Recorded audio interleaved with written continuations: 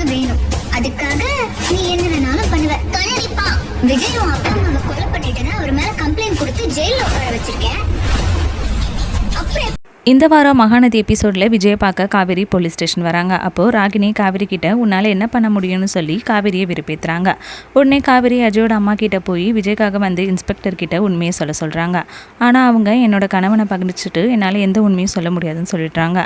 அப்புறம் காவேரி வெண்ணிலா கிட்ட போய் விஜயை நீ கல்யாணம் பண்ணிக்கணும்னா விஜய் முதல்ல வெளியே கொண்டு வரணும், அவர் மேலே பொய்யான கொலைப்பள்ளி போட்டிருக்காங்க அப்படின்னு சொல்கிறாங்க. உடனே வெண்ணிலா நீங்கள் சொல்கிறது சரி, ஆனால் நீங்கள் விட்டு கொடுப்பீங்களான்னு காவேரி கிட்ட கேட்குறாங்க. அதுக்கு காவேரி எனக்கு கவலை கிடையாது, நீ விஜயை கன்வின்ஸ் பண்ணி விஜய் ஒத்துக்கிட்டா கல்யாணம் பண்ணிக்கோ, முதல்ல விஜயை வெளியே கொண்டு வரணும், நீ ராகினி கூட சேர்ந்தனா அவன் உனக்கு கல்யாணம் பண்ணி வைக்க மாட்டா அப்படின்னு சொல்கிறாங்க. உடனே நீ என் கூட வா, நான் உனக்கு விஜயை கல்யாணம் பண்ணி வைக்கிறேன்னு காவேரி கூட்டிகிட்டு போகிறாங்க.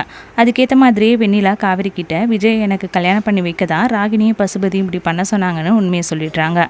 இதெல்லாம் காவேரி வெண்ணிலாவுக்கு தெரியாமலேயே வீடியோ எடுத்து போலீஸில் கொடுத்து விஜயை வெளியே கொண்டு வந்துடுறாங்க.